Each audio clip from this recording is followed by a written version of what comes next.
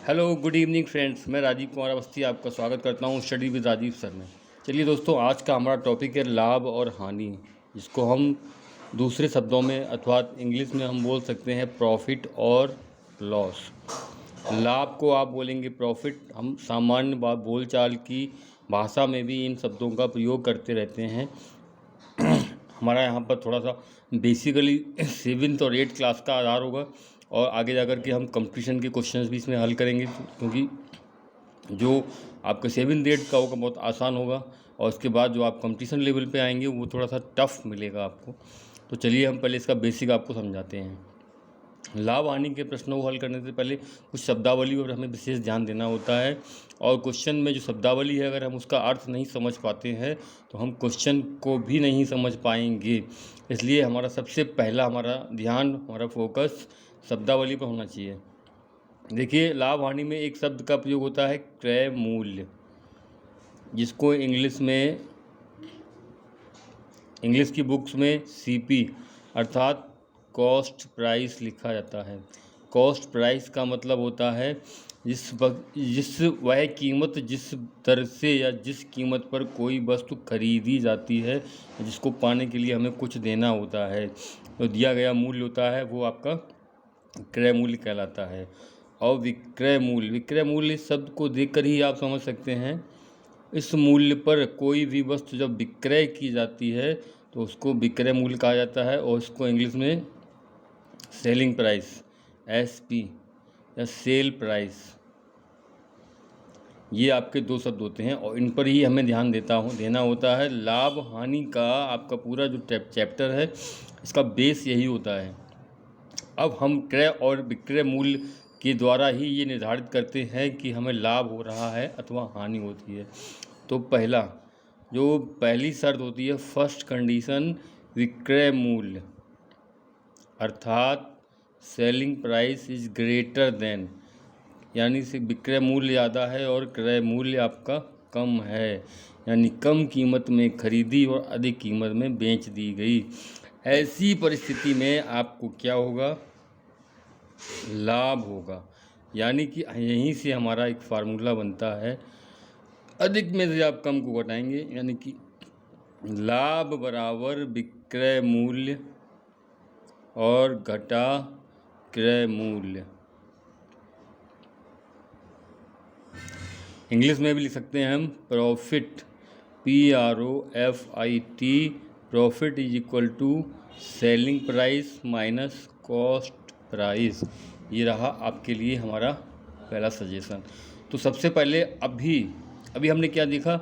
लाभ में लाभ ज्ञात करना है तो साधारण 6, 7, 8 में ही इस चीज़ की स्टार्टिंग कर दी जाती है बच्चों को बताने के लिए कि लाभ क्या है, हानि क्या है। इसका जस्ट अपोजिट अगर आप देखना चाहते हैं तो क्या होगा? इसका अपोजिट अगर हम देखते हैं, हानि की शर्त क्या होगी या हानि के लिए क्या कंडीशन होगी? इसकी जस्ट अपोजिट कंडीशन क्या होगी? क्रय मूल्य, यानी कि अधिक, खरीदा गया अधिक में और बेचा गया कम में। क्रय मूल्य इज ग्रेटर देन विक्रय मूल्य, यानी कि cost price is greater than selling price. ज़्यादा कीमत में खरीदा और कम कीमत में बेचा गया। तो ये रहा आपका प्रो लॉस। हानि को आप लॉस से भी कर सकते हैं। Loss is equal to cost price minus selling price. यहाँ से आपको दोनों चीज़ें सबसे पहले स्पष्ट हो जाती हैं। अब प्रॉफिट की कंडीशन क्या है? सेलिंग प्राइस, अधिक में बेचा गया कम में खरीदा गया। लॉस क्या है? अधिक में खरीदा गया कम में बेचा गया। अब हम इसी से आगे बढ़ते हैं और हमारे टॉपिक में थोड़ी सी जटिलता आने लगती है। अब हम क्या देखते हैं? परसेंटेज, यानी कि प्रॉफिट परसेंट, लाभ प्रतिशत। जब हम किसी भी प्रश्न को हल कर रहे होते हैं तो वहाँ पर हमारी ये प्राथमिकता होती है कि प्रश्न को सही तरीके से पढ़ें और उसके वर्डिंग शब्दों को ध्यान से देखें कि प्रॉफिट पूछा गया है या प्रॉफिट परसेंट पूछा गया है। तो जब प्रॉफिट पूछा जाता है तो आपके लिए सामान्य हमने बताया है लाभ बराबर विक्रय मूल्य माइनस क्रय मूल्य। लेकिन जब प्रॉफिट परसेंट पूछा जाएगा वहाँ पर आपको ध्यान देना होगा। लाभ प्रतिशत ज्ञात करने के लिए सबसे पहले तो आप लाभ निकालेंगे, और लाभ किस मूल्य पर होता है? जो लागत मूल्य होता है या फिर क्रय मूल्य, जिसको हम बोलते हैं लाभ बटे क्रय मूल्य, और इसका बनाना है प्रतिशत। और प्रतिशत बनाने के लिए हमने आपको बताया था 100 का गुणा किया जाता है। अब आपको यहाँ पर दो फार्मूले प्राप्त हो गए, लाभ बराबर विक्रय मूल्य माइनस क्रय मूल्य, और लाभ प्रतिशत बराबर लाभ बटे क्रय मूल्य गुणा 100। इसको हम इस तरह से लिख सकते हैं, profit percent equal to profit upon CP into 100। और ये दोस्तों बिल्कुल सेम कंडीशन लॉस के लिए भी होती है। अगर हमें लॉस परसेंट ज्ञात करना है तो सबसे पहले हमको लॉस निकालना होगा, और लॉस निकालने के बाद उसके अपॉन CP यानी कि क्रय मूल्य, जो प्रारंभिक मान होता है, यानी कि जो आपने लागत लगाई है, यानी खरीदने में पैसा व्यक्त किया है, उस पर ही आपको प्रॉफिट होगा, उस पर ही आपको लॉस होगा। और जो आप परसेंटेज निकालेंगे वो बेस भी आपका CP ही होगा, क्रय मूल्य और विक्रय मूल्य। मान के चलते हैं कोई वस्तु इसकी कीमत, क्वेश्चन आपको एक एग्जांपल के लिए मैं बता रहा हूँ, CP कॉस्ट प्राइस है आपकी 500 रुपये, और उसका सेलिंग प्राइस है 600 रुपये। अब आपसे पूछा जाता है कि पहले तो आप क्या देखते हैं कि सेलिंग प्राइस, ये चीज़ हमें खुद ही डिसाइड करनी होगी, SP is greater than CP। तो यहाँ पर आपकी फर्स्ट कंडीशन लागू होती है। हम ओरल सामान्य रूप से भी हम ये बात जान सकते हैं कि अगर विक्रय मूल्य अधिक है तो निश्चित ही लाभ होगा। तो यहाँ पर आप प्रॉफिट निकालेंगे। सबसे पहले आपका काम होगा प्रॉफिट निकालना, और प्रॉफिट कितनी हो रही है? SP माइनस CP, हटा दीजिए सेलिंग प्राइस में से कॉस्ट प्राइस। तो 600 में से आप 500 को घटाते हैं, आपको यहाँ पर 100 रुपये प्राप्त होते हैं। लेकिन ये क्या है? ये आपका प्रॉफिट है, और आपको यहाँ पर प्रॉफिट परसेंट ज्ञात करना है। प्रॉफिट परसेंट ज्ञात करने के लिए हमने आपको बताया था पहले आपके पास प्रॉफिट होनी चाहिए, और प्रॉफिट के बाद आप कॉस्ट प्राइस, खरीदने की कीमत, यानी कि 500 रुपीज़, और इसका परसेंटेज निकालना है तो आप 100 से ही मल्टीप्लाई करेंगे। अब आप इस इक्वेशन को सॉल्व कर सकते हैं, 0 से 0, 0 से 0, और 5 से 100 को डिवाइड कर दीजिएगा, 5 टू 10, 20, यानी कि आपको प्रॉफिट तो हुआ 100 रुपीज़ का, लेकिन जो आपकी प्रॉफिट परसेंटेज है, यानी कि जो आपने इन्वेस्ट किया था उसका अगर परसेंटेज निकाला जा रहा है तो आपको 20% प्राप्त हो रहा है। देखिए दोस्तों, बहुत ही सरल तरीके हैं। अब मैं आपको एक फार्मूला ट्रांसफॉर्मेशन सिखाता हूँ। फार्मूला ट्रांसफॉर्मेशन वो मेथड है जिससे आप एक ही फार्मूले में दी गई सभी चीज़ों को अलग अलग याद कर सकते हैं, यानी कि आप उस फार्मूले से कई सारी चीज़ें निकाल सकते हैं। सिर्फ आपको एक ही फार्मूला पता हो तो उससे आप अन्य फार्मूले भी जनरेट कर सकते हैं। जैसे कि हमारा एक पहला फार्मूला है profit percent. Profit percent is equal to, अगर कंपटीशन में आपको बैठना है तो इस चीज़ को आपको ज़रूर ही सीखना होगा। बिना इसके सीखे आप कंपटीशन के प्रश्नों को आसानी से हल नहीं कर सकते हैं, क्योंकि एग्ज़ामिनर आपके लिए कोई आसान सी चीज़ें तो देने वाला नहीं है। इस चीज़ को आप ध्यान रखिएगा। जैसे आपके पास एक फार्मूला है profit percent, PROFIT। Profit percent is equal to profit upon CP into 100। ये जो आपके सामने एक फार्मूला है, इस फार्मूले में 3 चीज़ें दी गई हैं आपको, प्रॉफिट परसेंट, प्रॉफिट और CP। इन 3 में से अगर आपको कोई सी 2 चीज़ें ज्ञात हों, कोई से भी 2 संख्याओं के मान पता हैं, तो आप तीसरा मान आसानी से निकाल सकते हैं। अगर आपको प्रॉफिट और प्रॉफिट परसेंट पता है तो आप CP निकाल सकते हैं। फार्मूला ट्रांसफॉर्मेशन, ये एक चैप्टर भी आता है, फॉर्मूलेशन ट्रांसफॉर्म। CBSE बोर्ड में इस चीज़ को अधिक वरीयता दी गई है और इसको लेकर के 7वीं क्लास से जूनियर सेकेंडरी लेवल से ही एक चैप्टर रखा गया है, फॉर्मुलेशन ट्रांसफॉर्म। इसमें एक ही फार्मूले को आपको ट्रांसफॉर्म करके बताया, यानी कि इसको हम लोग एक सामान्य भाषा में बोलचाल में ज्ञात और अज्ञात के बीच अंतर रखना स्पष्ट मानते हैं।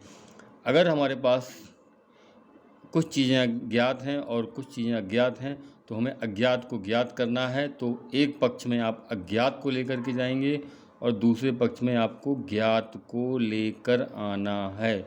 और इसके लिए आपको इसका बेसिक पता होना चाहिए, क्योंकि फार्मूले में बीच में एक सिंबल बना होता है जिसको हम बोलते हैं इज इक्वल टू, और ये इज इक्वल टू का जो सिंबल होता है ये आपके स्टेटमेंट को दो भागों में डिवाइड करता है, जिसको आप बाएं हाथ की तरफ जिसको आपका पार्ट होता है उसको आप LHS बोलते हैं, और जो आपके राइट हैंड की तरफ जो पार्ट होता है उसको RHS बोलते हैं।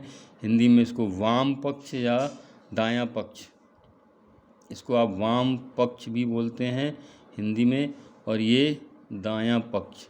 इंग्लिश में इसको लेफ़्ट हैंड साइड और राइट हैंड साइड भी बोला जाता है। और राशियों को जिनके बीच में एक संबंध स्थापित होता है जिसको हम सूत्र बोलते हैं इंग्लिश में, जिसको हम फार्मूला बोलते हैं, उसमें ज्ञात और अज्ञात राशियों का एक पक्ष से दूसरे पक्ष में स्थानांतरण किया जाता है। ज्ञात और अज्ञात पक्ष को एक तरफ रखा जाएगा और ज्ञात पक्ष को एक तरफ रखा जाएगा। तो हम सबसे पहले देखते हैं, अगर हमको CP निकालना है, ये हमने CP के सामने क्वेश्चन मार्क लगा दिया, और हमको प्रॉफिट मालूम है, प्रॉफिट परसेंट मालूम है, और ये 3 राशियों से ही बनकर के हमारा फार्मूला बना हुआ है। 3 में से आपको 2 राशियाँ पता हैं, तो आप यहाँ से देखिए क्या हम कैसे ट्रांसफ़र करते हैं फार्मूले को। तो हम CP जो हमें अज्ञात है इसको हमने बायां लेफ़्ट हैंड साइड में ले आए, ट्रांसफ़र कर दिया। यहाँ डिवाइड हो रहा था CP से, तो यहाँ CP से मल्टीप्लाई होगा। प्रॉफिट को जस्ट क्रॉस में यहाँ पे प्रॉफिट मल्टीप्लाई की पोजीशन में था, इसको अप से डाउन में लेकर के आ गए। और ये जो प्रॉफिट है, प्रॉफिट तो अपनी जगह पर ही लिखा जाएगा, लेकिन जो प्रॉफिट परसेंट है ये एक्सचेंज हो जाता है CP के साथ, क्योंकि जो अप वाली पोजीशन वो डाउन में आ जाएगी सेकंड पार्ट, और जो डाउन वाली पोजीशन है वो दूसरे पार्ट में जा कर के अप पोजीशन में आ जाएगी। तो यहाँ पे आपका आता है प्रॉफिट परसेंट और इंटू 100। एग्ज़ामिनर प्रश्न बना के रखता है आपको, लेकिन आप प्रश्न की भाषा को समझ के फंस जाते हैं उसमें। आपको वहाँ पर सिर्फ़ और सिर्फ बेसिक पता होना चाहिए। जैसे किसी चीज़ का 10% लाभ 150 रुपये के समान है। एक प्रश्न है आपके लिए, परीक्षाओं में अक्सर ऐसे ही तरीके से पूछे जाते हैं।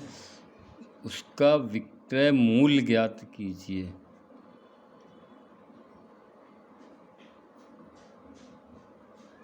विक्रय मूल्य ज्ञात करो। प्रश्न को पढ़ के थोड़ा सा आपको जटिल लग रहा होगा कि किसी का 10% लाभ 150 रुपये के समान है। इस प्रश्न को कई तरह से भी पूछ सकते हैं, जैसी सुविधा रहेगी उनको, लेकिन इस चीज़ को हमें यहाँ से सिर्फ इसी सिंपल फार्मूले से लेना है कि ये जो 10% लिखा हुआ है ये तो आपका हो गया प्रॉफिट परसेंट इक्वल टू 10, और जो प्रॉफिट है आपका वो आपका इक्वल है 150, और आपको फाइंड आउट निकालना क्या है, CP।